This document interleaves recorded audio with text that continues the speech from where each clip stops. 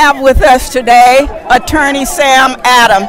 And I'm sure if you live in Chicago, Illinois, or Illinois period, you have heard of Mr. Adams. It's good to see you too. He was the attorney in the Blagojevich case when Blagojevich was exonerated. You know, you did a good job representing him. Thank you. And we didn't get it as well the last time around, but we're going to talk about this protest out here. I heard you saying that we just don't have any leadership now.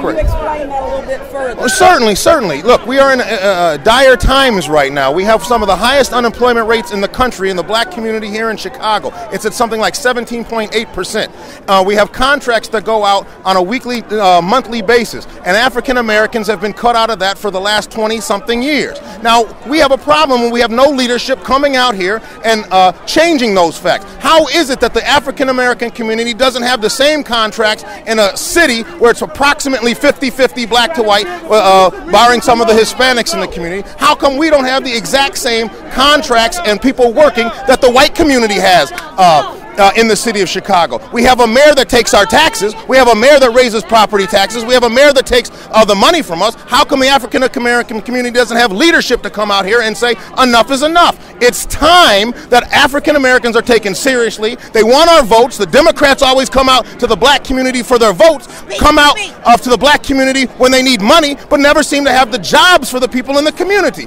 Now it's time to take this one of two ways. Either they're going to have our votes and do it legally, or they're not going to have the votes and make sure that we get leadership in place so that we can change this, because it's historically at lows right now for the African Americans working. And I say it's time that the leadership from Danny Davis, who was here, to Jesse Jackson, who should be here, to Rahm Emanuel, who should be here, changing some of these factors so that we can get back on track with an economy in the black community. It's just that simple. Well, we know you have a busy schedule, so you must be very passionate about this. Oh, certainly. Look at all the thousands of people out here that are saying we don't want welfare, we want to work. We don't want to be out here taking stuff just from the government. We want to give back to society. Now, I have to support that. We ought to have whites out here supporting this. We ought to have Hispanics out here supporting this. We have right now a presidential campaign that's going on where they're talking about an entitlement program. These people don't want entitlements. They want to work. And it's time we have a leadership that says enough is enough. We are going to make sure that the black community has jobs for the people in society.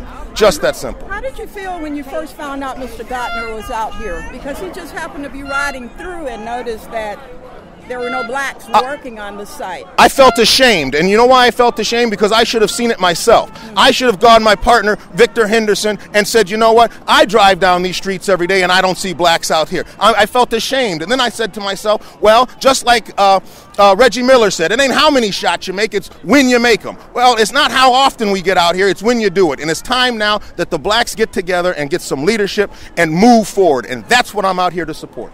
Well, we certainly appreciate the interview with you. Thank you so much. Appreciate you.